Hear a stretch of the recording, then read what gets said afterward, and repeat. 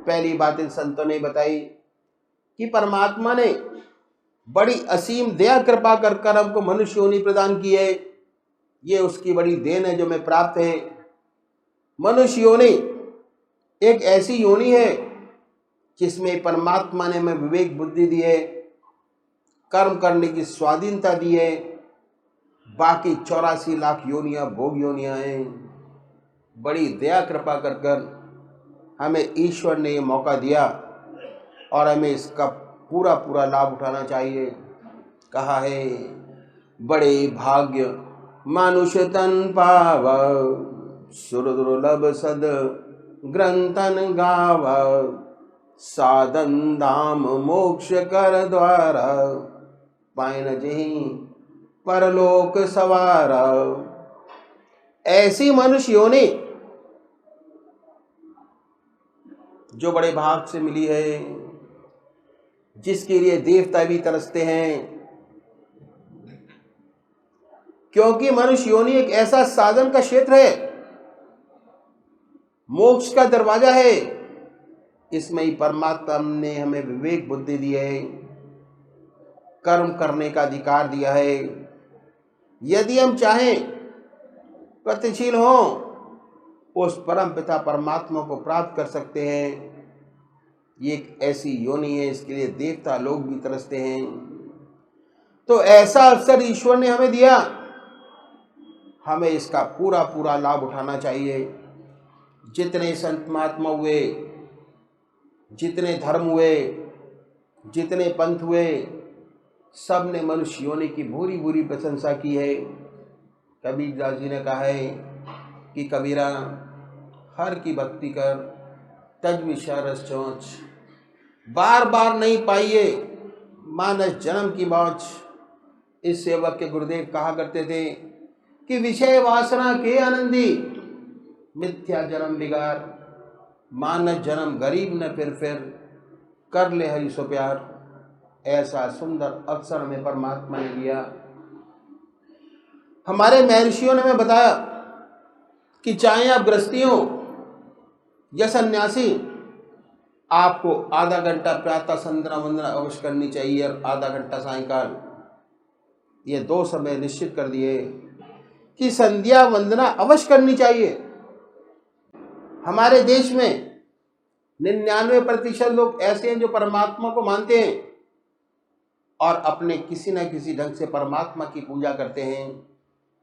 बहुत से लोग तो आधा घंटे से ज़्यादा करते हैं। यदि हम उनसे पूछें कि आपको इस पूजा का क्या लाभ हुआ, तो 4 बात बताने के वे खामोश हो जाते हैं।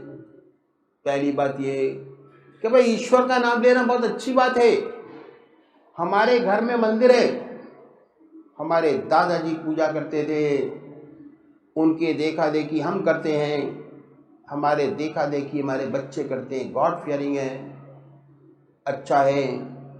और आप इससे ज़्यादा क्या चाहते हैं? अगर हम उनसे पूछें कि इस पूजा का आपको क्या लाभ हुआ, ऐसे बहुत से कम लोग होंगे जो कहेंगे हुआ। इन संतों ने कहा कि हम एक तरीका बतलाते हैं, यदि इस तरीके से आप पूजा करेंगे तो आपको विशेष लाभ होगा। और उन्हें ऐसा तरीका बतलाया जिसे हर कोई अपना सके, किसी भी मजहब का मानने वाला हो, किसी भी धर्म का अनुयायी हो, अपने धर्म के मत पर चलते हुए कर सके। ऐसी बात बतलाई और वह मैं आपके सामने रखूंगा। हर मजहब में 2 प्रकार के व्यक्ति हैं, एक साकार पुजारी, दूसरे निराकार।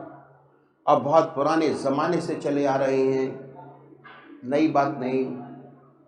इनमें आपस में झगड़े भी होते हैं, वाद विवाद भी होते हैं, और लेकिन ये सब होते हुए आज तक दोनों कायम हैं। बात ऐसी है कि मनुष्य का स्वभाव कुछ ऐसा ही है, किसी को चेहरे से प्यार होता है, शक्ल से प्यार होता है, मूर्ति से प्यार होता है, अब कुछ लोगों को शक्ल से प्यार नहीं होता। जिन्हें शक्ल से प्यार होता है वो है साकार पुजारी, और जिन्हें सूरत शक्ल से प्यार नहीं होता वो है निराकार। इन संतों ने दोनों के लिए रास्ता बताया।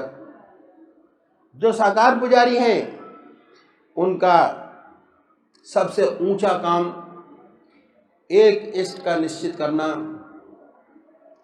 अपनी आत्मा से पूछिए कि भगवान की ऐसी कौन सी मूर्त है जिसमें भगवान की सबसे ऊंची भावना डाल सकते हो, सबसे प्यारी लगती हो।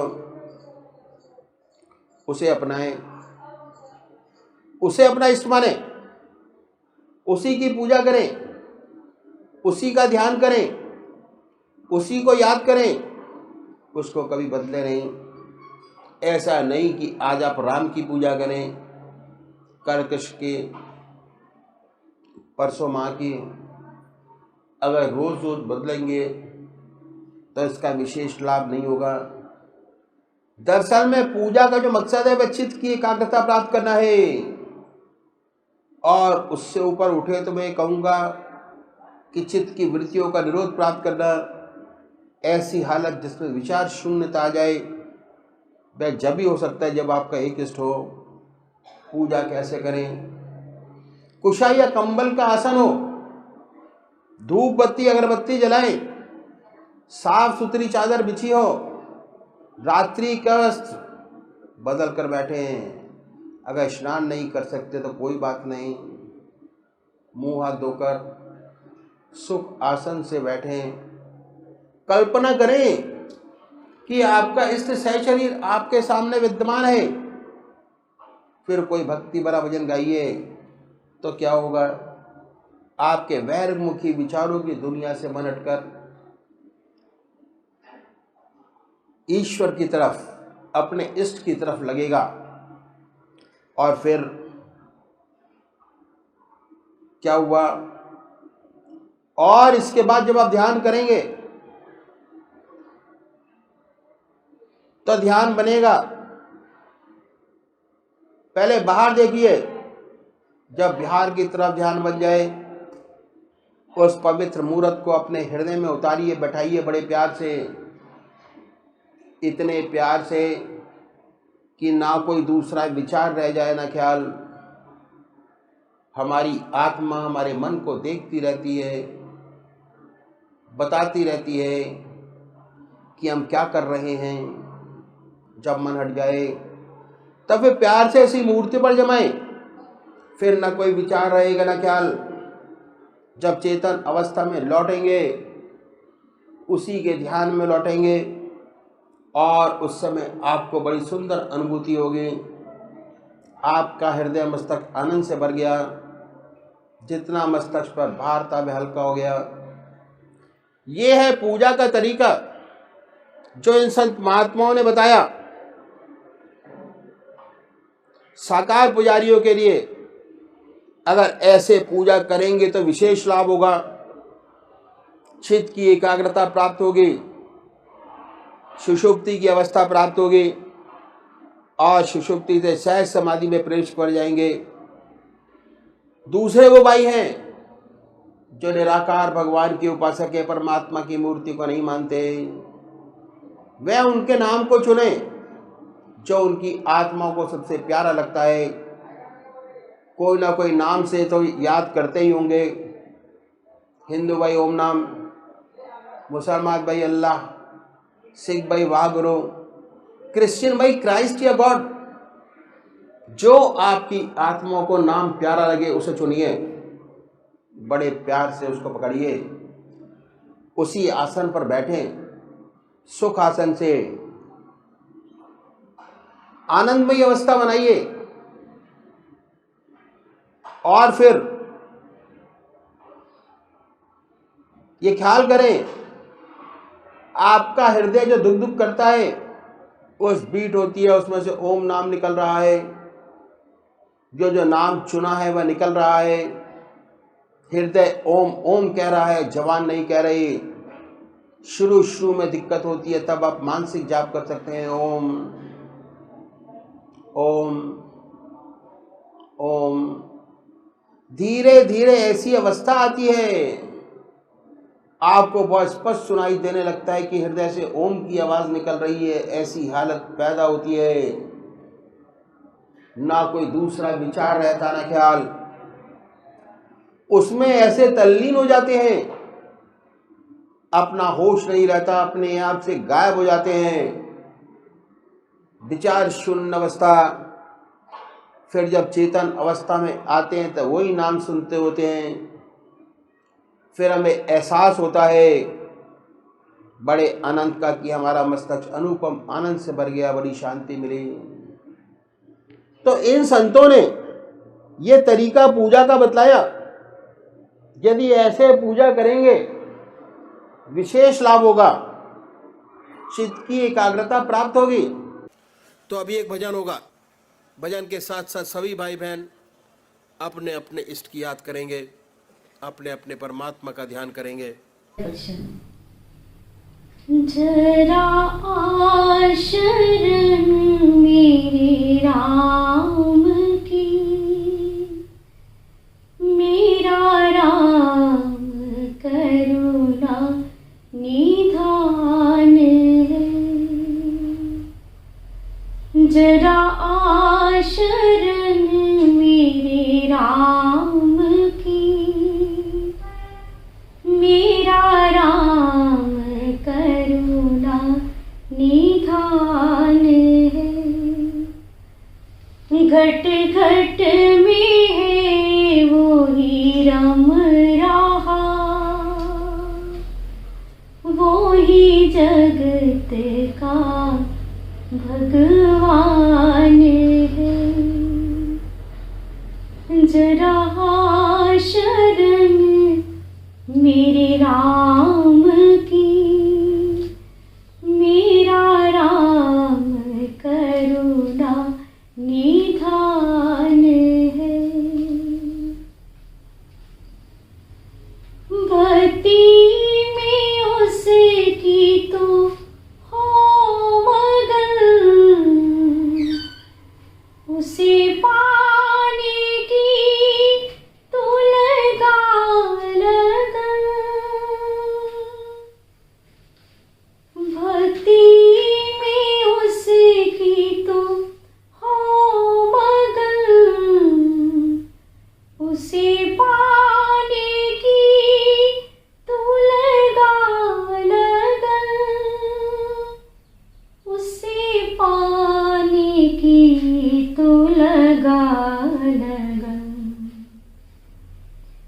तेरे पाप सब धुल जाएंगे,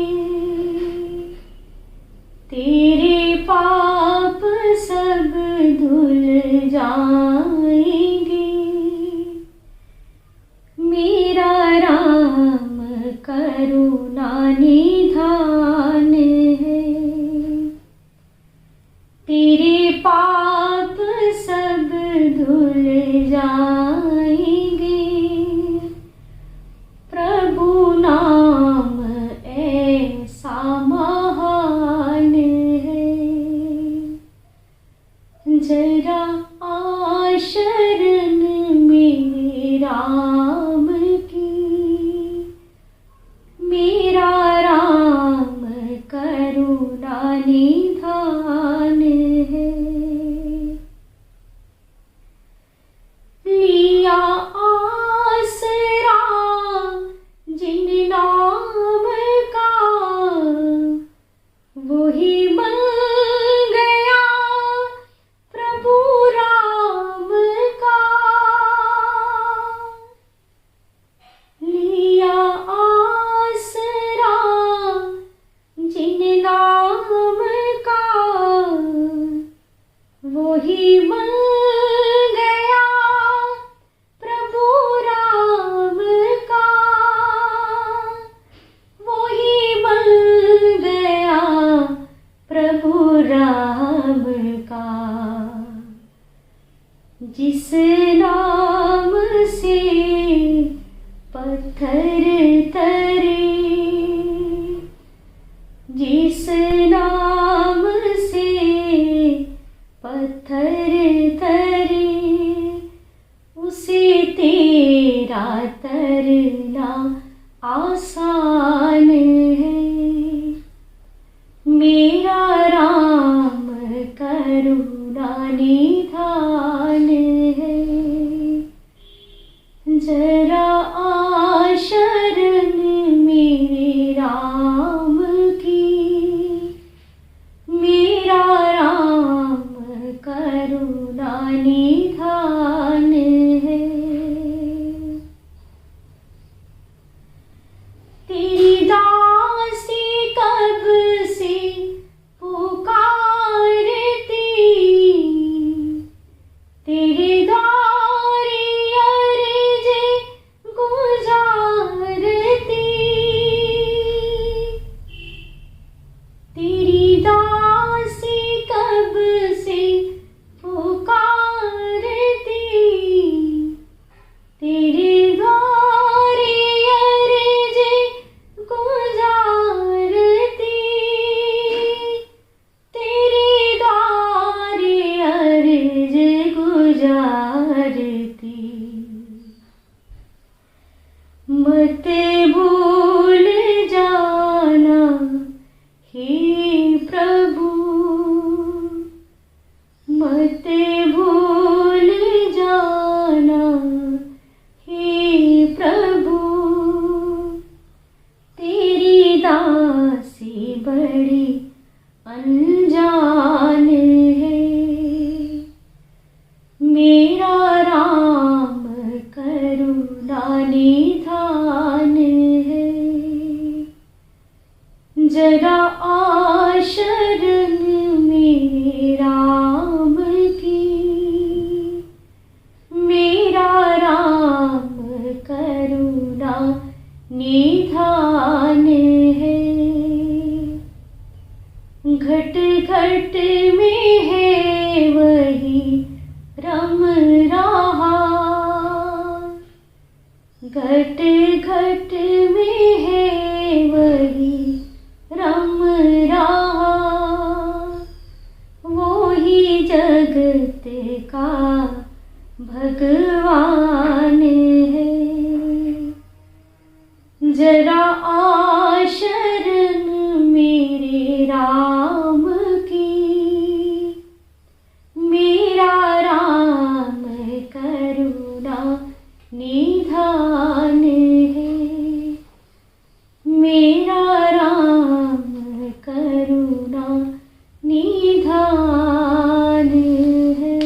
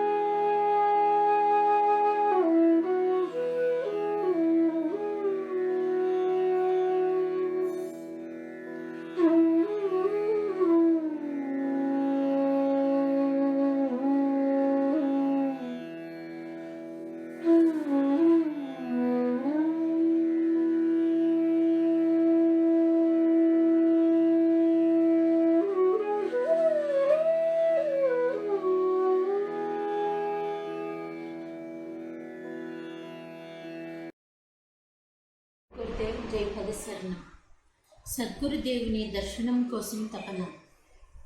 స్థానం T34 అతుల్ గ్రోవ్ రోడ్, కొత్త ఢిల్లీ, 1948వ సంవత్సరం.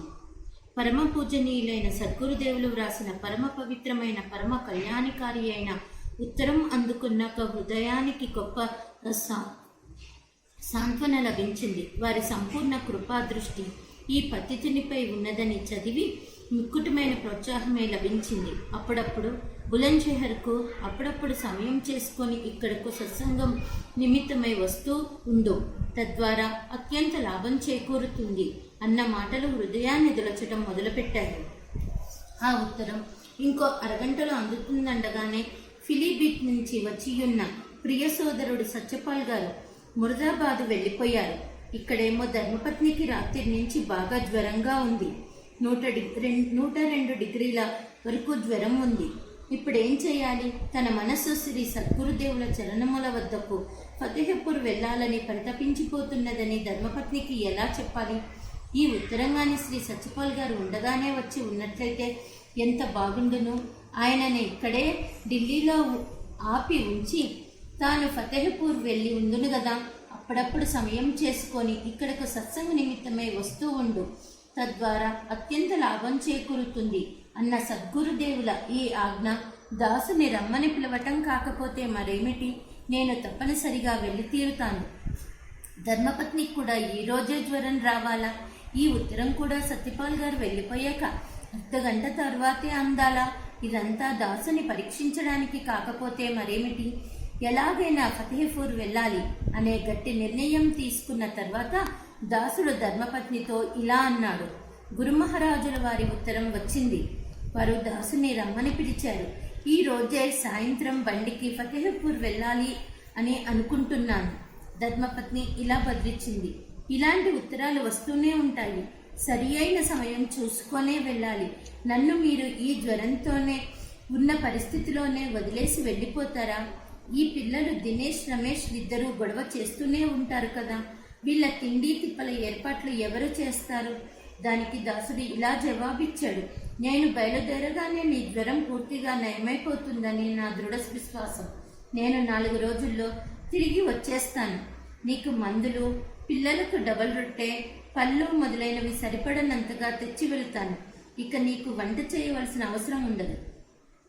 ధర్మపత్నికి కోపం వచ్చి ఇలా చెప్పింది. మమ్మల్ని ఇలా ఈ స్థితిలో వదిలివేసి వెళ్ళిపోవడం మంచి పనేనా? చెప్పండి. ఒక్క ప్రక్కన ఆరోగ్యం ఏమాత్రం బాగుండలేదు. ఇక పిల్లలు ఈ ఒంటరిగా ఉండి వేధిస్తూ ఉంటారు. మీరు అంతగా వెళ్ళాలనుకుంటే మరోసారి వెలుదురు గాని. దాసుడు ఇలా చెప్పాడు. నా మనసులో ఈ రోజే వెళ్ళాలని ఉంది. వెళ్ళకపోతే నా మనసుకు చాలా బాధ కలుగుతుంది. ఆ బాధ ఎప్పటి వరకు ఉండిపోతుందో కూడా తెలియదు. ధర్మపత్ని ఇలా పలికింది. ఇలా మీరు వెళ్ళిపోతే మాకు ఒరిగే సుఖం ఏమిటి? ఇందులో మీ మనసుకు బాధ కలిగే విషయం అంటూ ఏదీ లేనే లేదు. మీ గురుమహారాజు గారు ఉత్తరం చదివిన వెంటనే బయలుదేరి రమ్మని వ్రాయలేదు కదా. నేను మిమ్మల్ని వెళ్ళవద్దు అని అనడం లేదు. ఇలాంటి పరిస్థితిలో స్వయంగానే వెళ్ళకూడదు. దానికి దాసుడు ఇలా అన్నాడు. పరమ పూజనీయ గురుదేవులు రమ్మని అయితే పిలిచారు. వారు ఎవరికి ఎన్నడూ వెంటనే రమ్మని మాత్రం వ్రాయరు. సంత మహాత్ముల నుండి కేవలం సంకేతాలు మాత్రమే ఉంటాయి. వాటిని అర్థం చేసుకున్నవాడు ఆవలి వడ్డుకు చేరుకుంటాడు, లేనివాడు ఉండిపోతాడు. నా మనస్సు, నా ఆత్మ గురుమహారాజుల వారి చరణాల వద్దకు వెళ్ళటానికి పరితపించిపోతున్నాయి. కానీ నేను వెళ్ళటం వల్ల నీకు కష్టం కలుగుతుందంటే నేను ఎంత మాత్రం వెళ్ళను. అయితే ఈ బాధ మాత్రం నన్ను శాశ్వతంగా వెంటాడుతుంది. ధర్మపత్ని ఇలా పలికింది. నా వల్ల మీకు ఇబ్బంది కలగటం నేను ఎంత మాత్రం కోరుకోను. మీరు తప్పకుండా బయలుదేరి వెళ్ళండి. దానికి దాసుడు ఇలా పలికాడు. నీవు నేను వెళ్ళేందుకు పూర్తి సంతోషంతో అనుమతినివ్వాలి. నేను మళ్ళీ చెబుతున్నాను. నా పరిపూర్ణమైన నమ్మకం ఏమంటే నేను బయలుదేరి వెళ్ళిన తర్వాత వెంటనే నీ జ్వరం నయమైపోతుందని. ధర్మపత్ని ఇలా అన్నది. మీరు వెళ్ళిరాండి, అన్నిటికీ ఆ దేవుడే ఉన్నాడు.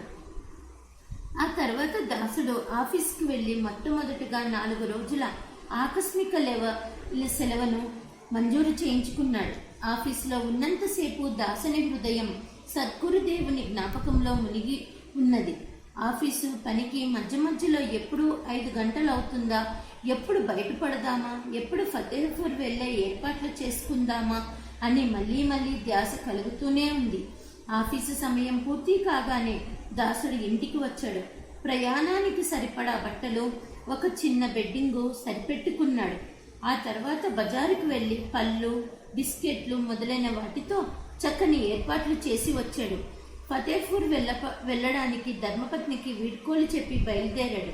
రైలు బండి రాత్రి 8:30 గంటలకు బయలుదేరింది. దాసుడు కూర్చోడానికి మంచి స్థానమే దొరికింది. బండిలో రాత్రి అంతా నిద్ర రాలేదు. ఇతని మనసు మాత్రం పరమపూజనీయ గురుదేవుని చరణాలయందు అదే పనిగా లగ్నమయ్యుంది. ఉదయం సుమారుగా 6 గంటలకు బండి ఫతేపూర్ స్టేషన్కు చేరుకున్నది.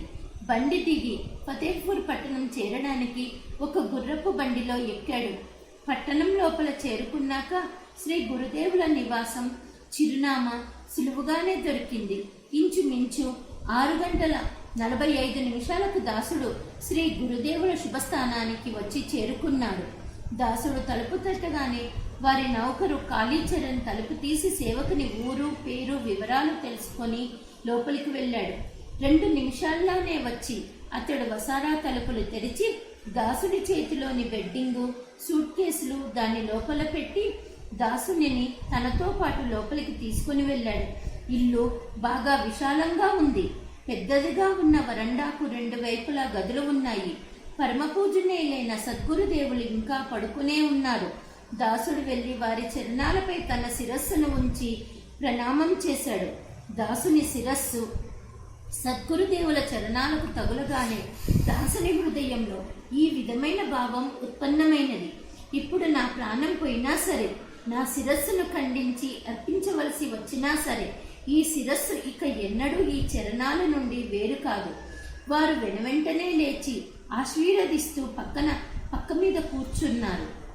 తర్వాత ప్రక్కనే ఉన్న 4 కోళ్ల బల్లపై కూర్చోమని సైగ చేస్తూ ఇలా పలికారు: ప్రాణం ఇవ్వటం సులభమైన విషయమా ఏమిటి? అనుకోవటం సులభమే, కానీ ఆచరించడం చాలా కష్టమైనది. అయినా పవిత్రమైన ఆలోచనలు రావడం కూడా చాలా మంచిదే. అంతట దేవుడే స్వయంగా అంతా చేయించుకుంటాడు. ఆ తర్వాత దాసుని వైపు చూసి నవ్వుతూ తమ సుపుత్రుడు శ్రీ ఓంకార్ గారిని పిలుస్తూ పలికారు: ఈ కుర్రవాడి స్కూలు ఇంటికి చాలా దూరంలో ఉంది. ఇతడు సైకిల్ కావాలంటున్నాడు. మా వద్దనేమో డబ్బులు లేవు. అయితే ఇక్కడ హిల్ సైకిల్ నెలవారీ వాయిదాల మీద దొరుకుతుంది. కానీ మొదటి వాయిదా 85.62 పైసలు కట్టవలసి ఉంటుంది. ఒకవేళ మొదటి వాయిదా ఎక్కడి నుంచైనా ఏర్పాటు జరిగితే తర్వాత వాయిదాలు మేమే చెల్లిస్తూ ఉంటాము. దాసుడు దృష్టి పెట్టగా గుర్తు వచ్చినది ఏమిటి అంటే, సరిగ్గా అంత సొమ్ము మాత్రమే తన సేవింగ్స్ బ్యాంకు అకౌంట్ యొక్క పాస్బుక్లోనూ జమ అయి ఉన్నదని. చాలా విచిత్రమైన సంగతి ఏమంటే, ఇంత సొమ్మే వాయిదాగా కట్టవలసి వస్తుంది. దాసుడు ఇలా ఆలోచించాడు. ఏమీ అనటము బాగుండదు, కానీ ఇంటికి వెళ్ళిన తర్వాత ఆ సొమ్మును సద్గురుదేవుల చరణాల చెంతకు పంపించాలని నిశ్చయించుకున్నాడు. ఆ పైన వారు ఇంట్లోని క్షేమ సమాచారాలు అడిగారు. దాసుడు ఇలా బదులిచ్చాడు: అన్ని విధాలుగా కుశలమే, అంతా పరమాత్మని కృప. దానికి వారు ఇలా సెలవిచ్చారు: ఏమన్నావు? అన్ని విధాలా కుశలమేనా? మాకైతే నిన్న రాత్రి సుమారుగా 8:30 ప్రాంతంలో, అప్పటికీ నీవు బండిలో ఎక్కి ఉంటావు. వసారాలో సత్సంగం చేయిస్తూ ఉండగా తీవ్రమైన జ్వరం వచ్చేసింది. సత్సంగం మధ్యలోనే లోచి లోపలికి పోవలసి వచ్చింది. ఇప్పుడు ఈ సమయంలో ఆరోగ్యం బాగానే ఉంది. నీవు ఇంటికి తిరిగి వెళ్ళిన తర్వాత కోడలికి ఏమైనా కష్టంగా ఉంటే హోమియోపతి మందు ఇప్పించు. ఇప్పుడైతే బాగానే ఉంది. ఏమో కంగారు పడవలసిన విషయం లేదు. దాసుడు చిరునవ్వు నవ్వుకుంటూ మనసులో ఇలా అనుకున్నాడు: నేను ధర్మపత్నితో చెప్పే వచ్చాను. సద్గురుదేవుల కృప వెంటనే కలిగింది. తదనంతరం వారు దాసుని స్నానాధికాలు ముగించుకోమని ఆదేశించారు. जय सतगुरुदेव, जय पदशरण सुखमणि साहिब। अबल गुरु को बंदगी, जुग गुरु को प्रणाम, सतगुरु को आदाब है, श्री गुरुदेव सलाम। प्रभु की याद किए जा बंदे, फिर न जन्म का चक्कर खाए। प्रभु की याद किए जा बंदे, मौत का सारा दुख मिट जाए। प्रभु की याद किए जा बंदे, मरने की हो उलझन दूर। प्रभु की याद किए जा बंदे, रद्द बलाए दुश्मन दूर। प्रभु की याद किए जा बंदे, गायब हर दुश्वारी हो। प्रभु की याद किए जा बंदे, रात और दिन बेदारी हो। प्रभु की याद किए जा बंदे, खौफ न तुझ पर छाएगा। प्रभु की याद किए जा बंदे, दुख सारा मिट जाएगा। प्रभु की याद जब भी हो नानक, जब साधुओं का संग मिले। सच्चा हो जब प्रेम खुदा से, फिर दौलत हर रंग मिले। प्रभु की याद किए जा बंदे, माल कमाल खजाने पाए। प्रभु की याद किए जा बंदे, दानिश ज्ञान और दान भी आए। प्रभु की याद किए जा बंदे, जब तक पूजा पाठ है। प्रभु की याद किए जा बंदे, खास दोई की काट है। प्रभु की याद किए जा बंदे, तीरथ का स्नान है। प्रभु की याद किए जा बंदे, रब के घर मेहमान है। प्रभु की याद किए जा बंदे, साकिर तू हो जाएगा। प्रभु की याद किए जा बंदे, जीने का फल पाएगा। प्रभु की याद करेंगे वह तो फैज जो रब से पाते हैं। नानक रब के प्यारों के हम कदमों से लग जाते हैं।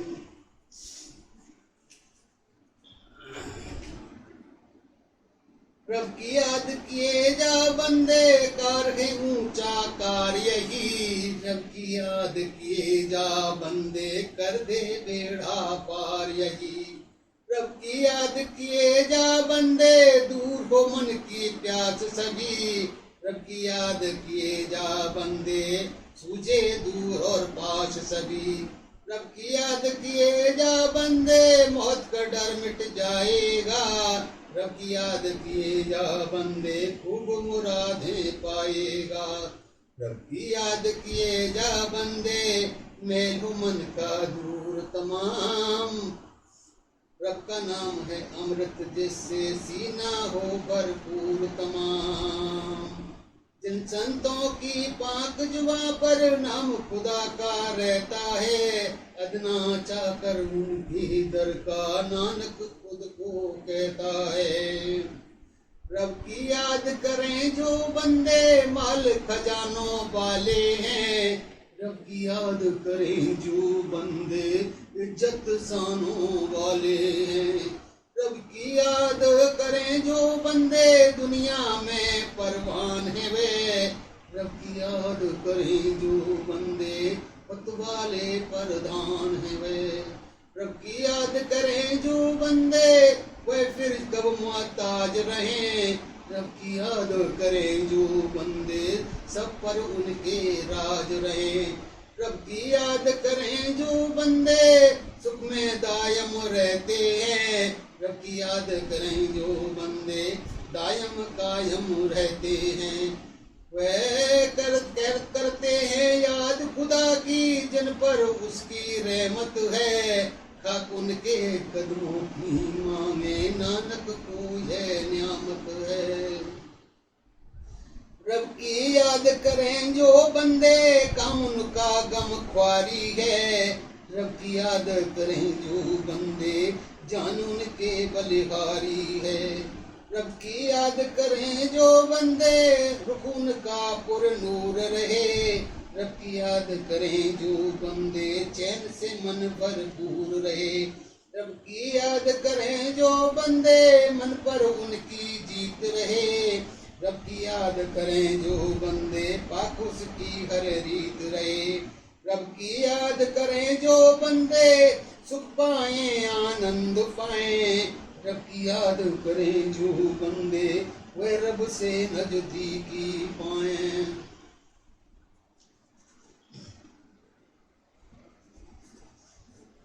संतों की कृपा से उनमें रात और दिन बेदारी है। खुशकिस्मत है नानक जिनको याद खुदा की प्यारी है। रब की याद किए जा बंदे पूरे हो सब काम तेरे। रब की याद किए जा बंदे चिंता से आराम मिले। रब की याद किए जा बंदे दाता के गुण गाए तू। रब की याद किए जा बंदे रब में सहज समाए तू। रब की याद किए जा बंदे पक्का आसन पाएगा। रब की याद किए जा बंदे दिल का कमल खिल जाएगा। रब की याद किए जा बंदे गैब से तू झनकार सुने। रब की याद किए जा बंदे तुझको सुख बे अंत मिले। रब की याद करें वे बंदे जिन पर रब की रहमत है। नानक मांगे उनका साया नियामत है। रब की याद किए से कुल संतों का नूर जहूर हुआ। रब की याद किए से हाजिर सब वेदों का नूर हुआ। रब की याद किए से बंदे दाता सिद्ध जति कहलाए। रब की याद किए से हर छू नीच भी जग में शोहरत पाए। रब की याद किए से धरती कायम दायम रहती है। याद कर उसकी जिसको दुनिया सबका कारण कहती है। नाम प्रभु का लेने को यह सारी मखलूकात हुई। याद में रब की हाजिर नाजर आप खुदा की जात हुई। जिन पर लुत्फ खुदा का नानक जिन पर उसकी रहमत है। उसे पाए नाम खुदा का नियामत है। तू आज इस मिस्कीन का सब दुख दर्द मिटाए। तू हर दिल में खुद बसे सब में आप समाए। सब नाथों का नाथ तू तेरा कोई न नाथ। या रब तेरा आसरा दे नानक का साथ। जब माँ बाप न बेटा भाई सभी संगी यार न नाती हो। काम का उस दिन साथी हो तो नाम खुदा का साथी हो। मौत का जब खूंखार फिरिश्ता तेरे तन को दलता है। साथ तेरे फिर चलता रे तू नाम खुदा का चलता है। बारी कोई मुश्किल आकर तब तुझको हैरान करे। पल में नाम खुदा का तेरी हर मुश्किल आसान करे। लाख करे तू मूरत पूजा कौन तुझे मंजूर करे। पल में नाम खुदा का तेरे पाप करोड़ों दूर करे। ये दिल गुर के मुंह से सुनकर नाम खुदा का लेता जा। नाम खुदा का लेकर नानक राहत दिल को देता जा। दुनिया भर का राजा भी दुख पाता है दुख सहता है। नाम प्रभु का लेने वाला सुख के अंदर रहता है। लाखों और करोड़ों बंधन जकड़े और फसाएंगे। नाम प्रभु का लेने से वे सबके सब खुल जाएंगे। इस माया के रंगारंगी ऐसे बुझाएं प्यास कहाँ। नाम प्रभु का लेने से रहती है प्यास तरास कहाँ। जिस रास्ते पर आखिर को तू आप अकेला जाता है। नाम प्रभु का साथ चले जो मन तेरा बहलाता है। नाम प्रभु का ऐसा है तू उस पर ध्यान जमाए जा। सुनकर बात गुरु की नानक आला मंजिल पाए जाओ। लाखों बाजू होने पर भी कब तेरा छुटकारा है। नाम लिए जा उससे पार उतारा है। सौ मुश्किल भारी भी गर तेरी राह में आएंगी, याद खुदा की फौरन तेरा बेड़ा पार लगाएंगी। सौ जोनी भोगे बंदा जाता है फिर आता है, जपता है जब नाम खुदा का चैन सकून हो पाता है। मैल खुदी का दूर हो क्यों कर मलमल कर तन धोने से, पाप करोड़ों दूर हो तेरे याद खुदा की होने से। ऐसा नाम जपे जा ए दिल रब से प्रेम लगाए जा, संतों की संगत में नानक नाम खुदा का पाए जा। रास्ता दूर का रास्ता जिस पर कोस नहीं और मील नहीं, रब का नाम हो तो से उसमें जाती साथ एक खील नहीं। रास्ता दूर का रास्ता जिस पर धुंध गुमार अंधेरा हो, हाथ में हो गर नाम की मिसाल रोशन रास्ता तेरा हो। रास्ता दूर का रास्ता जिस पर कोई न तुझको जानेगा, जानेगा तो नाम प्रभु का जानेगा पहचानेगा। रास्ता दूर का रास्ता जिस पर तेज तपस दुख देती है, छाँव प्रभु की नाम की तुझको साए में अपने लेती है। रास्ता दूर का रास्ता जिस पर नानक प्यास सताती है, एक प्रभु के नाम की बदली अमृत बरसाती है। वक्त वही है नाम खुदा का जपने से है काम जिन्हें, संत वही है नाम खुदा का देता है आराम जिन्हें। रब के जितने दास हैं उनको रब का नाम सहारा है, नाम ने लाखों बंदों को दुनिया में पार उतारा है। रात को दिन हो संत हमेशा दाता के गुण गाते हैं, नाम की दारू देकर साधु सारे रोग भगवाते हैं। रब वालों को नाम ही रब का दौलत है गंजीना है, पाक खुदा ने उनको बख्शा अपना खास खजीना है। जिसके तन मन वैदत का एक रंग में रंगे जाते हैं, वह रूहानी इल्म की नानक हक से नियामत पाते हैं। नाम प्रभु का बंदों को मुक्ति की राह दिखाता है, नाम प्रभु का लेने ही से सब्र सुकून मिल जाता है।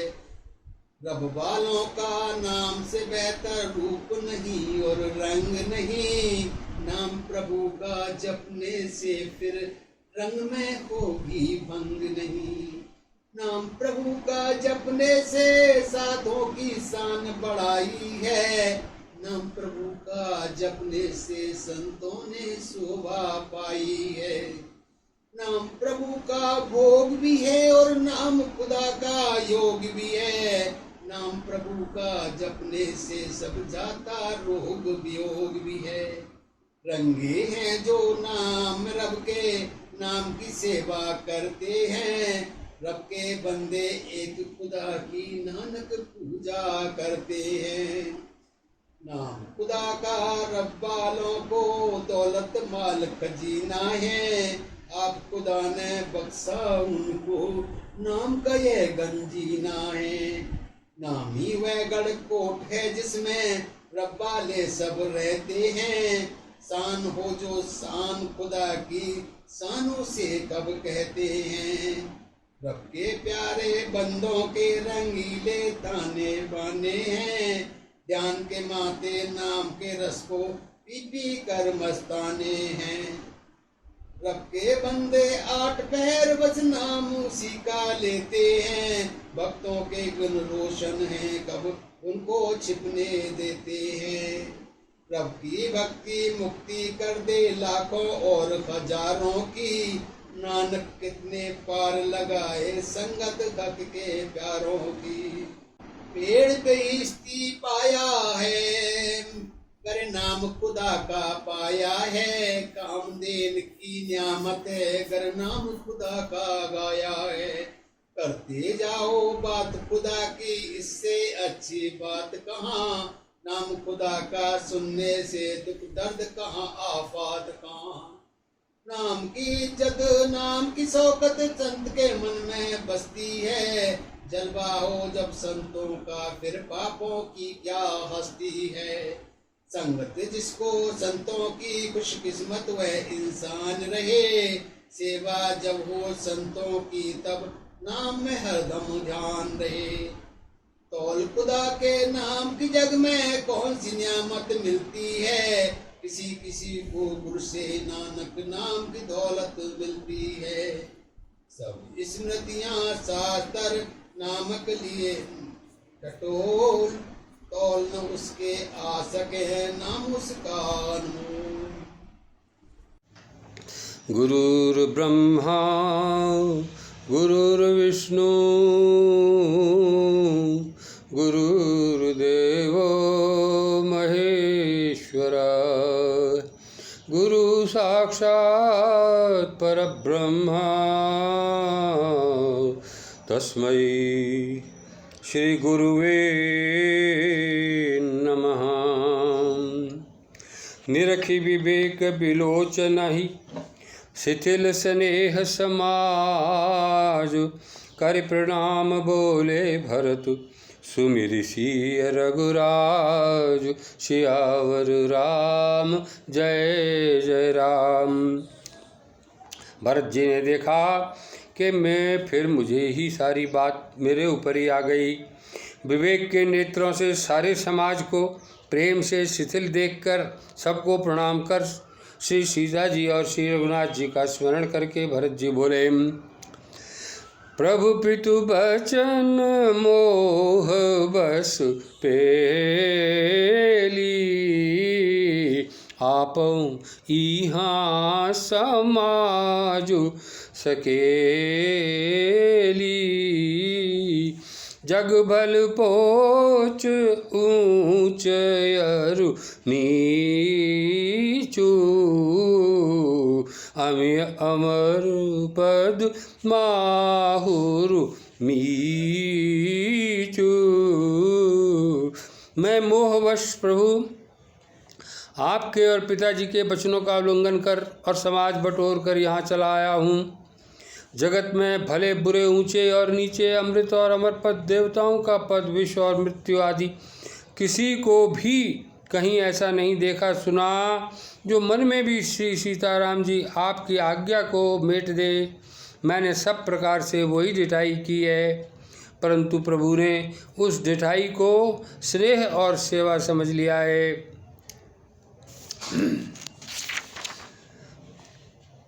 को साहिब सेवक ही निवाजी। आप समाज साज सब साजी। निज करतूति न समझिए सपने। सेवक सकुच सोचुर अपने। ऐसा सेवक पर कृपा करने वाला स्वामी कौन है, जो आप ही सेवक का सारा साज सामान सजा दे, उसकी सारी आवश्यकताओं की पूर्ण कर दे और स्वप्न में भी अपनी कोई करनी ना समझे। ऐसा जानकर उल्टा सेवक को संकोच होगा, इसका सोच अपने हृदय में रखे। यों सुधारि सन्मानी जन, किए साधु सिर मोर। को कृपालु बिनु पाल है, बिरदावली भर जोर। सियावर राम जय जय राम। इस प्रकार अपने सेवकों की बिगड़ी हुई बात सुधार कर और सम्मान देकर अपने उन साधुओं का शिरोमणि बना दिया कृपालु। आपके सिवा अपनी बिरदावली का और कौन पालन करेगा। देखे उपाय सुमंगल मूला, जाने स्वामी सहज अनुकूला। बड़े समाज बिलो के उभाग, बड़ी चूक साहिब अनुराग। मैंने सुंदर बंगलों के मूल आपके चरणों का दर्शन किया और ये जान लिया कि स्वामी मुझ पर स्वभाव से ही अनुकूल हैं।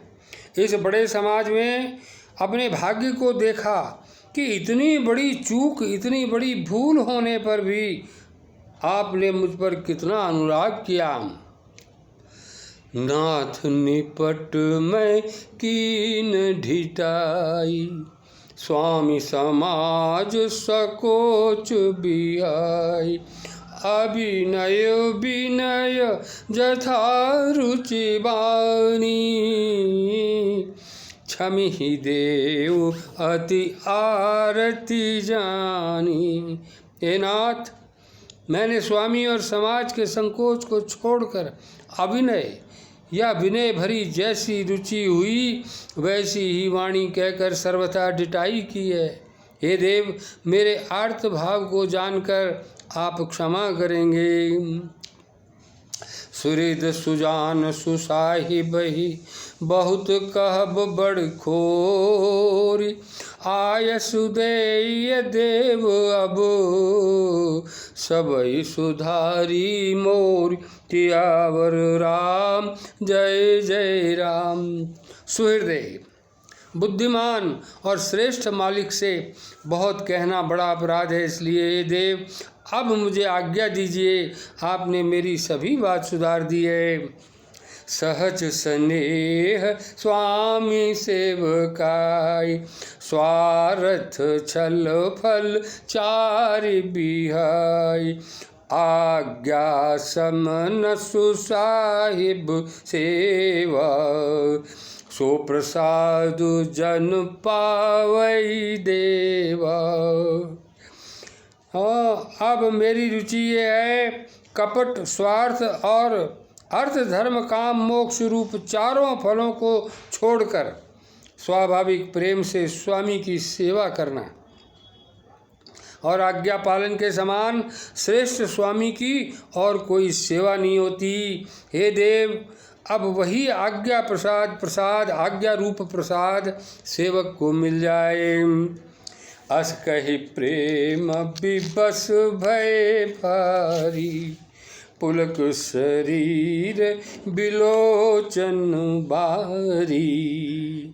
प्रभुपद कमल गहे अकुलाई, समौ स्नेह न सो कही जाई।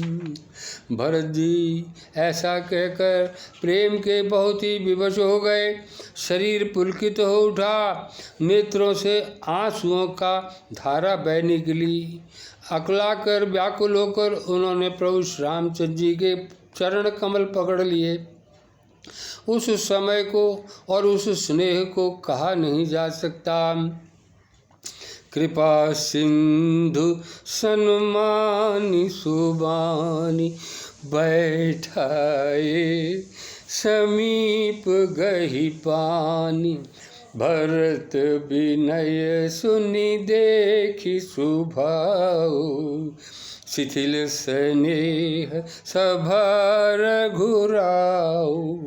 कृपा सिंधु श्री रामचंद्र जी ने सुंदर वाणी से भरत जी का सम्मान करके हाथ पकड़कर उनको अपने पास बैठा लिया। भरत जी की विनती सुनकर और उनका स्वभाव देखकर सारी सभा और श्री रघुनाथ जी स्नेह से शिथिल हो गए। राम ही चितवन चित्र लिखे से, सकुचित बोलत बचन सीखे से। भरत प्रीति नति विनय बढ़ाई, सुनत सुखद बरनत कठिनाई। सब लोग चित्र लिखे से श्री रामचंद्र जी की ओर देख रहे हैं। सकुचाते हुए वचन बोलते हैं। भरत जी की प्रीति, नम्रता, विनय और बड़ाई सुनने में सुख देने वाली है, पर उसका वर्णन करने में बहुत कठिनता है। भरत विमल जसु विमल, विधु सुमति चकोर कुमार, उदित विमल जन हृदय नभ, एक टक रही निहार सियावर राम जय जय राम। भरत जी का निर्मल यश निर्मल चंद्रमा है और कवि की सुबुद्धि चकोरी है, जो भक्तों के हृदय रूपी निर्मल आकाश में उस चंद्रमा को उचित देखकर उसकी ओर टकटकी लगाए देखती ही रह गई। धर्म धुरीन धीर नयनागर, सत्य स्नेह शील सुख सागर, देश काल लखि समय समाजु, नीति प्रीति पालक रघुराजु।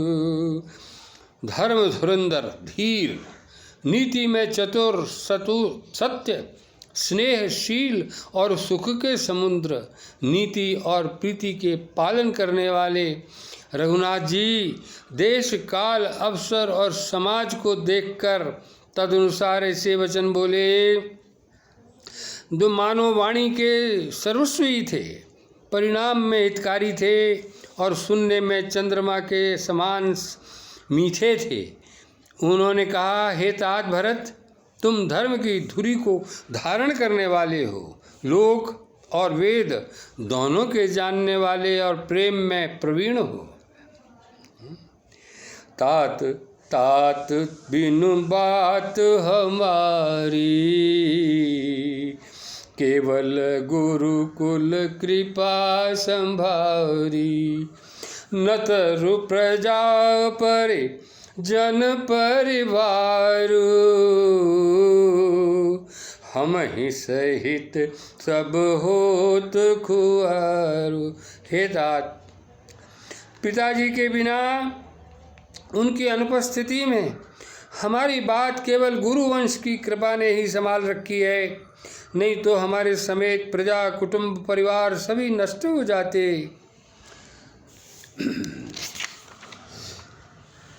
सो तुम करहु करावहु मोहु, तात तरन कुल पालक होहु, साधक एक सकल सिद्धि देनी, कीरति सुगति भूति मय बेनी। हे तात, तुम वही करो और मुझसे भी वही कराओ तथा सूर्य कुल के रक्षक बनो। साधक के लिए ये एक ही आज्ञा पालन रूपी साधना संपूर्ण सिद्धियों की देने वाली है। कीर्तिमयी, सद्गतिमयी और ऐश्वर्यमयी त्रिवेणी है। जानि तुम्हि मृदु कहु कठोरा, कुसुमय तात न अनुचित मोरा, हो ही कुठाय सुबंधु सहाय, ओढ़ई हाथ असन के धाये। तुमको कोमल जानकर भी मैं कठोर बात कह रहा हूँ। हे तात, बुरे समय में मेरे लिए कोई अनुचित बात नहीं है। कुठौर कुअवसर में श्रेष्ठ भाई ही सहायक होते हैं। वज्र के आघात भी हाथ से ही रोके जाते हैं। सेवक कर पद नयन से, मुख सो साहिब होई, तुलसी प्रीति की रीति सुनी, सुख भी सराहै सोई, सियावर राम जय जय राम। सेवक हाथ पैर और नेत्रों के समान और स्वामी मुख के समान होना चाहिए। तुलसीदास जी कहते हैं कि सेवक स्वामी की ऐसी प्रीति की रीति सुनकर कभी उसकी सराहना करते हैं। ओम बोलो सत्य प्रेम की जय। जय सद्गुरुदेव, जय पद शरणम। ओम शांति शांति शांति।